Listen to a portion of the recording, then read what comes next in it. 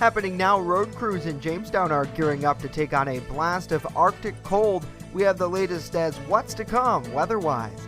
And we're looking towards spring and checking out the plans for a popular Jamestown park, plus a look at the renovations of a historic theater in our region. Live and on demand, this is WNY News Now. And thank you for joining us for WNY News Now. I'm Justin Gould. A check of our latest local news is coming up, but first an important note to pass along. A major thoroughfare in Chautauqua County is closed following a tractor-trailer crash that summoned hazmat crews to the scene there. It's Route 62, closed from Webster to Spoden roads after a tractor-trailer crashed. Fredonia Fire, along with the Chautauqua County hazmat team, are both on scene.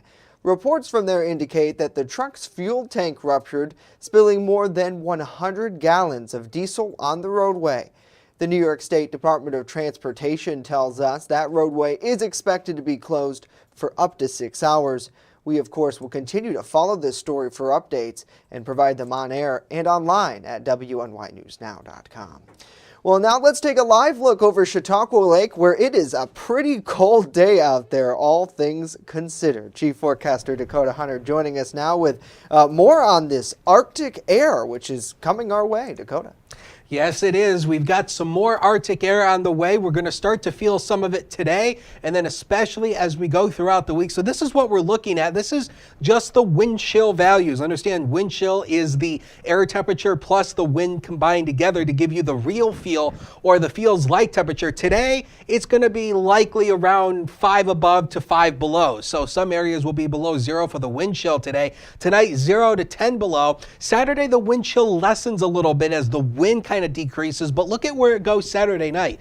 5 below to 15 below. This would be wind advisory criteria, not wind advisory, wind chill advisory criteria. So we'll likely see that going into Saturday night. We should stay above that for the day today. We have just a few light snow showers returning on the radar, mainly north of here, but we are going to see at least a few light snow showers across much of the southern tier through the day. 37 was the high yesterday. Hope you enjoyed it. I don't think we're going to see a high in the 30s again anytime this month. For the rest of the month, 13 is where we started the day. 58 and 19 below are the records. Here it is for you, 12 to 20. That'll do it for today. Patches of refreeze, so watch out for those slick roads. Scattered snow showers with a bitter wind chill. Northwest wind 7 to 14. It gets colder as we go through the next couple of days. We'll time it all out with that Ultimate Satellite Solution 7-day forecast later on in the show. Justin? Absolutely, Dakota. We'll see you then. Well, road crews in Jamestown are gearing up for Arctic cold temperatures this week. The City of Jamestown's Department of Public Works is restocking their supply of salt and sand after they used around 400 tons during the winter snowstorm on Monday. According to the civil engineer, Mark Schlemmer, salt doesn't work as well in extremely cold temperatures, and that's why crews mix in fine sand to help combat hazards like black ice. It's about the traction, right? So giving some grit, something to grab onto, and then when the temperatures warm up, then we'll get the salt back out there to melt off that hard pack. Now he says it's also important to pay attention to walkways and make sure that sidewalks in front of private residents are not only cleared off of the snow from Monday, but from ice as well. And a City of Jamestown man will spend 10 years in federal prison after he was convicted of selling fentanyl. The U.S. Attorney's Office in Buffalo announced the sentencing of 25-year-old Wade Pulisic Jr. yesterday. Pulisic was arrested in 2019 at his Tower Street residence in Jamestown after police executed a search warrant at the address. Inside that house, investigators say they seized narcotics, including quantities of fentanyl, methamphetamine, along with a stolen handgun. And a Chautauqua County man who faces decades behind bars will be sentenced next month after pleading guilty in a federal child pornography case. The U.S. Attorney's Office tells us that Silver Creek man Dustin Post will be sentenced on February 4th. He pled guilty in October to producing and possessing child pornography. The charges carry a minimum penalty of 25 years in prison, a maximum of 50, along with a $250,000 fine. Now, state police in Fredonia began investigating Post after he had video recordings of alleged abuse of a 12-year-old girl. In November 2019, they allegedly discovered what was suspected to be child pornography in the form of images and videos. Post is also charged with dozens of alleged crimes against children here in Chautauqua County. In October, District Attorney Jason Schmidt unsealed a 24-count indictment against him related to alleged sexual abuse of children. Schmidt says Post, on the county charges alone, will likely spend the rest of his life behind bars if convicted. Schmidt says that the sentencing on those charges, if convicted, would likely run consecutively to the federal sentencing. And a new safety initiative out in Warren is being installed on buses in the district. As Erie News Now's Elena Jonathan reports, it's the first of its kind here in our region. The past several years, we've had numerous complaints from bus drivers and also from concerned citizens. That's why Warren County School District is now taking steps to stop these incidents. 10 cameras are being installed on each bus across all 80 within the district. Warren has partnered with a company called Bus Patrol. Transportation Manager Mike Keel says this is the first district in our area to have this technology. The cost to the district is $0, and it's also $0 to the local taxpayer. The person who pays for these cameras are actually the violators who run the red lights on the school buses. We're actually going to be putting some wires through the wall from inside the bus. They connect right here. Complete 360-degree view of our buses. So how do these cameras work? They capture video when a person runs through the bus stop lights. It then gets sent into local law enforcement, who issue the owner of the vehicle a $300 ticket. That vehicle owner can then argue the citation in court or just pay it outright. Not only will this keep kids on the outside of the bus safer, but the cameras on the inside will help the driver keep an extra eye on students. The kids are going to know that we have cameras on the bus. There is a sign posted that they are going to be under video and audio surveillance. Superintendent Amy Stewart says her transportation team meets weekly to discuss safety issues. She says every month they receive about 10 to 12 complaints from bus drivers and concerned citizens about people blowing through those bus lights. With Warren being the second largest geological area in the Commonwealth, this technology is a welcome solution. Our buses and vans run 10,500 miles every day. One Bus Patrol employee installing the cameras tells me he's excited to have a part in this safety initiative. I think it's awesome. I have a 10-month-old daughter, so working here, it's really makes me feel good, and I'm making the streets safer for kids like her. So. Elena Jonathan reporting. Elena, thank you. And work to completely rebuild a popular Jamestown park was approved by local leaders this week. The Jamestown Planning Commission approved the plan to construct a new green space at Potter's Terrace, located along 3rd Street and Potter's Alleyway in downtown Jamestown. The park closed in 2019 after an engineer deemed the deck unsafe. The structure was then torn down last year and has since been filled in with gravel. Those with Leaf Plus Stone landscaping architecture plan to build out a green space at the site, featuring several trees, planters, tables, and benches. The space was designed with universal access in mind, so we've accommodated the grade change through the use of some steps as well as a ramp system. Now, availability of materials used to build the park could impact the project's timeline, but construction is expected to start in the spring. As WNY News Now continues, what a push for shared services in Chautauqua County could mean for your wallet. And later, Dakota joins us live once again with a look at when we might get some relief from this bitter cold. Stay with us as WNY News Now continues.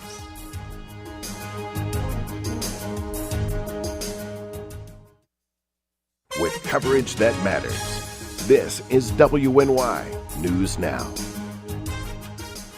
EagleZip.com is your local one-stop shop for all of your home and business computer needs. Located on Fluvan Avenue Extension, just outside of Jamestown, EagleZip.com sells and services all brands of desktops and laptops, as well as servers and network equipment for your business. All new computer sales include transferring your data from your old computer, plus a 2-year warranty. Call EagleZip.com today. Stop by EagleZip.com today and let us make computers easy for you. Home fires occur most often in winter. Keep anything that can catch fire at least 3 feet from heating equipment. And never use an oven to heat your home. Stay in the kitchen when frying, grilling, or broiling food. Turn space heaters off when you leave the room or go to bed. Make sure all vents are clear of snow and ice to allow carbon monoxide to vent outside. Have your furnace, heating system, and chimneys serviced each year by a qualified professional. Learn more at www.usfa.fema.gov. Brought to you by the Chautauqua Safety Village and the Jamestown Fire Department. Welcome to Honest John's Pizzeria, where you are the most important customer. Everything from freshly made subs to the best of pizza and wings, Honest John's has it all. And don't forget the ice cream! Order online today or check out our 2 great locations with buffets ready for every appetite. Don't I have the best job in the world?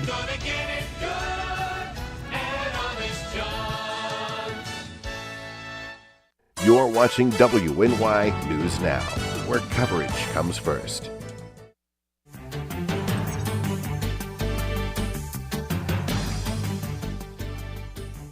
The active number of COVID-19 infections in Chautauqua County made a sharp decrease last week. In the County Health Department's latest update, officials reported 339 active infections as of yesterday. That number is down from 1,300 last week at this time. However, over 1,700 new cases and 4 new virus-related deaths were reported during the last 7-day period, with 31 people hospitalized with COVID-19. Of those seeking hospital care, officials say 52% are not vaccinated against the virus. According to the latest vaccination numbers from New York State, over 7,800 Chautauqua County residents have received at least 1 dose of a COVID-19 vaccine, making up about 60% of the county's total population. And municipalities across Chautauqua County are continuing to work together in the new year to share services that officials say in the end will save taxpayers money. As our Julia Gress reports, the effort is part of a New York State program that ensures local governments to improve efficiencies and lower taxes. Here locally, several projects will happen this year with the goal of doing just that. A panel which entails all mayors and supervisors from cities, towns, and villages to meet together to come up with projects that would be included within this plan. As Chautauqua County's planning coordinator, Rebecca Worcester explains, this panel, assembled by County Executive P.J. Wendell, is to meet twice a year to come up with projects for this plan. Chautauqua County's 2021 plan has 9 projects in that plan.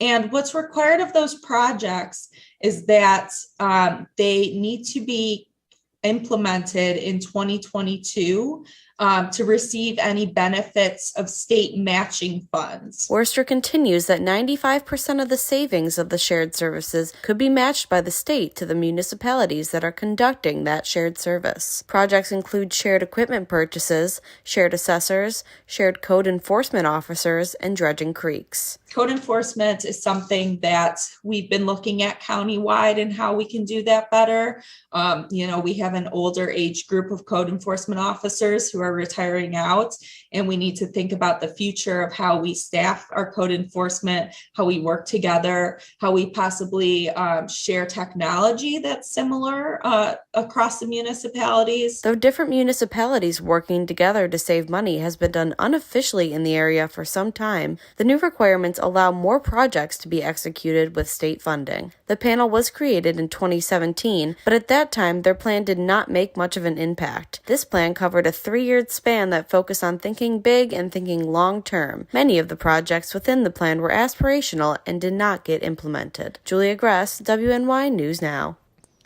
Julia, thank you. Officials say that the project will generate an estimated tax savings of over $500,000 in 2022 and or beyond. Well, Wednesday marked day 30 of the public education funding lawsuit against the Commonwealth of Pennsylvania. And this week, the court heard testimony from Pennsylvania's top education official.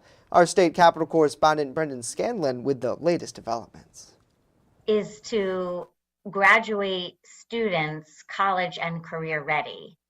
Pennsylvania isn't doing that because the state isn't providing adequate or equitable funding. Deborah Gordon-Clare is the executive director at the Education Law Center, one of the 2 law centers representing petitioners since the trial began mid-November. What we consistently have heard is that students who should be getting the most support are getting the least.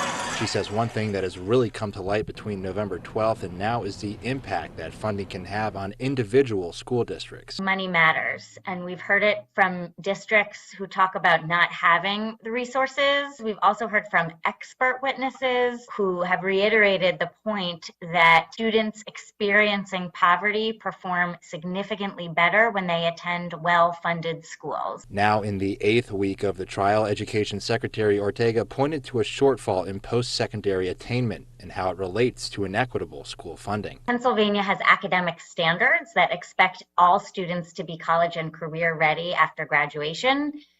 Underfunding means the resources aren't in place to allow all students to meet those standards. Pennsylvania has a 50.7% post-secondary attainment rate, which ranks the Commonwealth behind 28 states, the District of Columbia, and Puerto Rico. According to Ortega's testimony, that's about 10% below the Commonwealth's goal to meet workforce demands. To have 60% of the adult population have a college degree or another formal post-secondary credential. In Harrisburg, Brendan Scanlon reporting. Brendan, thank you. Well, in New York State, Governor Kathy Hochul has raised nearly $22 million for her election campaign. A huge sum of that gives her a dominant advantage over a narrowing field of opponents in the upcoming Democratic primary. Hochul's haul, raised in just 5 months, dwarfed her closest competitors along both Democrats and Republicans. That's according to the campaign finance filings by several candidates this week. Hochul has nabbed both donations and endorsements from many of the state's most influential unions, lawmakers, and advocacy groups. She spent nearly $600,000 on campaign consultants, on top of more than $320,000 on funding and roughly $100,000 on polling. Her strong showings early on in the race have already forced several political competitors out. Attorney General Letitia James withdrew from the race, and former New York City Mayor Bill de Blasio announced he would not run. On the Republican side, U.S. Representative Lee Zeldin, a conservative that represents the eastern tip of Long Island, reported $5 million for his campaign for governor. Well, we thank you for joining us for WNY News Now. A lot more to tell you about this half hour, including President Biden and his remarks on his first year in office. We're breaking down what's on his agenda to come. And later, a look at the reno of a historic theater in our region that's preparing to reopen. But first, when we return, a full look at our weather forecast, so stay with us as WNY News Now rolls along.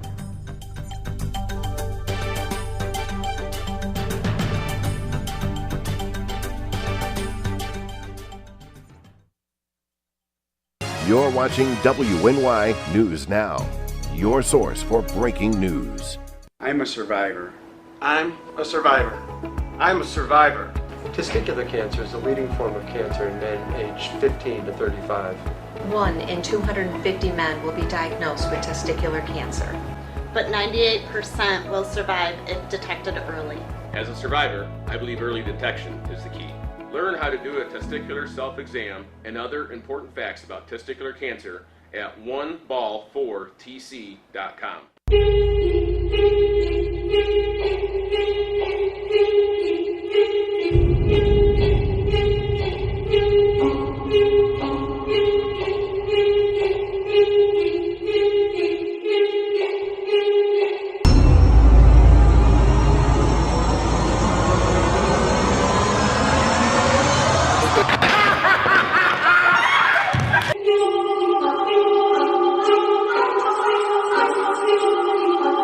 With coverage that matters, this is WNY News Now.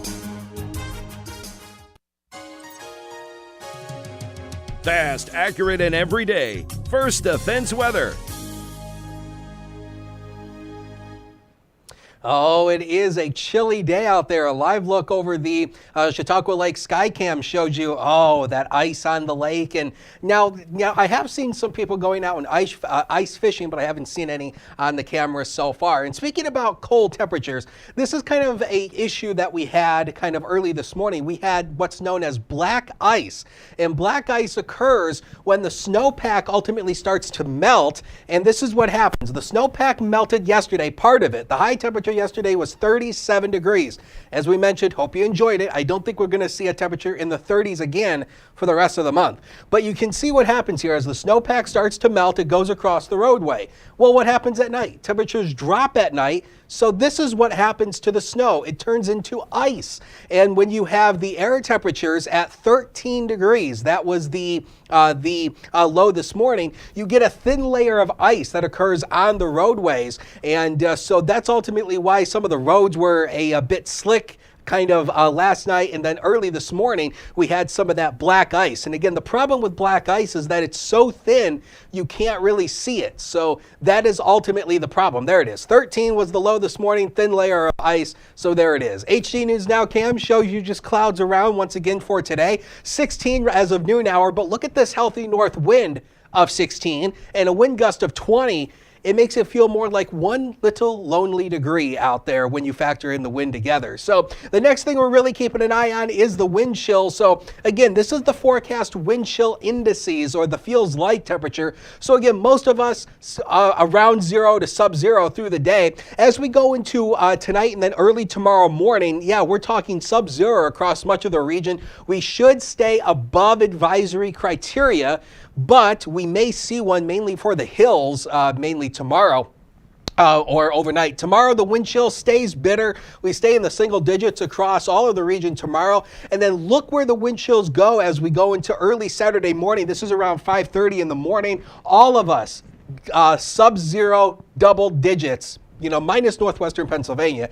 But this is where I do think we're going to see a wind chill advisory. It would be for Friday night going into Saturday morning. So that's where we're likely going to see our wind chill advisory right now. Cold front has swept on through, moved off to the east, but we're starting to see a little area of high pressure building on in. So that will help to clear us out a little bit as we go through the next couple of days. The newest run of the computer modeling shows you a few of those light snow showers through the afternoon hours. No big deal there. I don't think we're going to see much in the way of new accumulation. And then by the time we go into tomorrow, again, should be a mainly dry day, may have a few light snow showers in the air, but look at what happens here. The clouds go away. This is ultimately going to allow temperatures to drop as we go into Friday night and into Saturday. This is why the wind chills will be very bitter, and we're ultimately going to see low temperatures much colder than this. This is for tonight, though. 4 below in the deepest valleys to 7 at the lakeshore with at least a few snow showers. Now the next 7 days of your life are powered by Ultimate Satellite Solutions.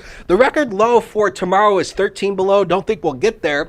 Also, same for Saturday. We're going 8 below here in the city. The record low is 16, set back in 1985. Should stay a bit above that, but again, you notice the cold air really stays in place, along with a few snow showers returning by early next week, Justin. Ooh, yeah. Who left the window open? That's my question. The air conditioner is on. Oh gosh, Dakota, thank you. Definitely going to be bundle up and then some kind of weather if you're going to be out.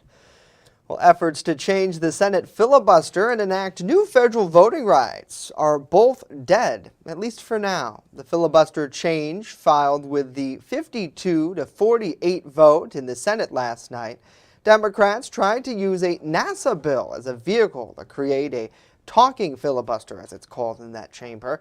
It would have effectively ended the need for 60 votes to pass the legislation. Without the change, Democrats won't be advancing their voting rights bill at this time. Democratic Senator Joe Manchin and Kristen Sinema shot down the filibuster change, the two saying it would reduce bipartisanship, but both say they support voting rights in general.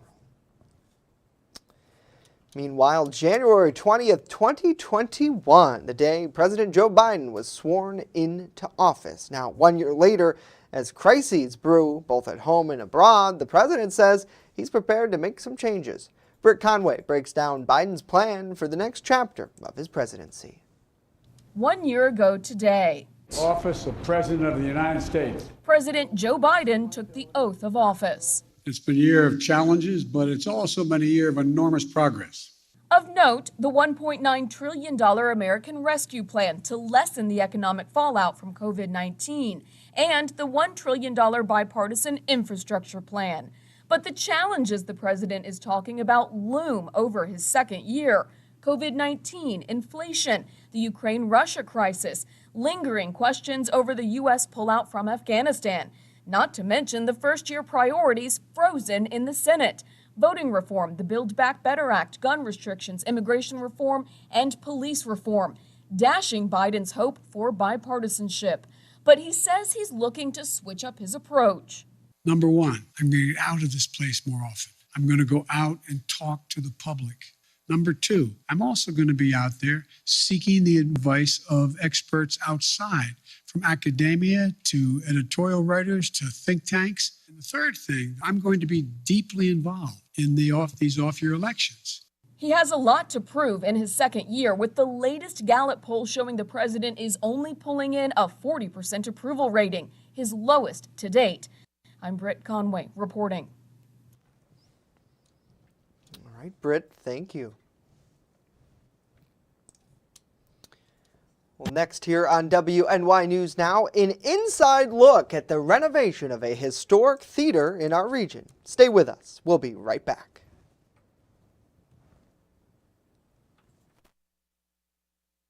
With coverage that matters, this is WNY News Now.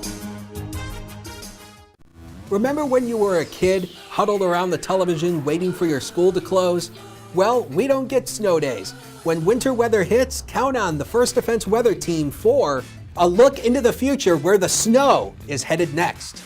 Live radar showing you the scope of the storm. And real-time reports from the field. So when it matters most, stay with First Defense Weather. Catch your First Defense forecast daily on WNY News Now.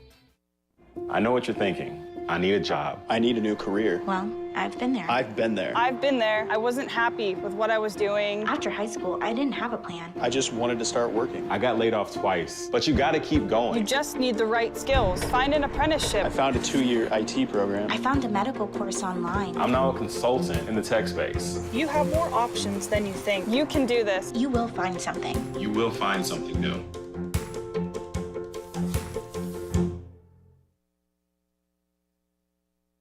You're watching WNY News Now, where coverage comes first.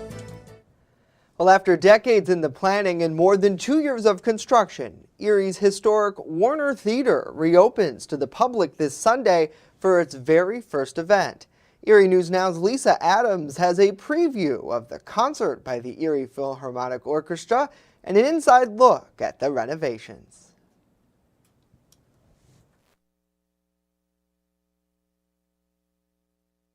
Now with a taller, deeper, brand new stage lined with a rich new acoustical orchestra shell and bright, beautiful dressing rooms for musicians and artists.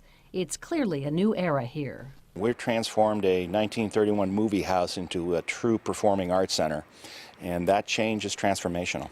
The stage is set for this Sunday's Erie Philharmonic concert, the very first event in the newly renovated Warner Theater. And Casey Wells says it's the sound that people will notice the most. The orchestra will never sound as good as they will now with this orchestra shell behind me. And not only will the audience hear them so much better, they'll be able to hear one another.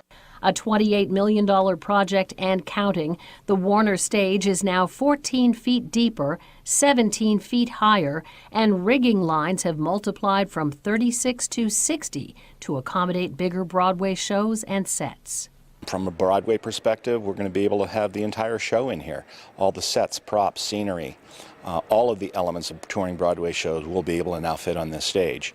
Construction work is still underway outside and inside on this vaulted rehearsal space and on the loading docks, but the show will go on. It's beyond words. We've been working on this for decades, and finally it's going to happen this Sunday. I couldn't be more excited. Lisa Adams, Erie News Now.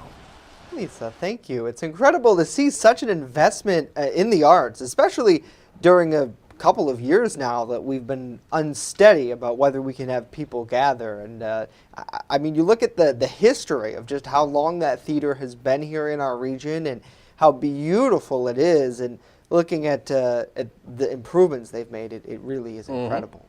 Well, we thank you for joining us for WNY News Now. Please let us know what you think about these stories and more in the comment section down below. Of course, connect with us on channel 716 on Roku as well, and we'll keep you in the know.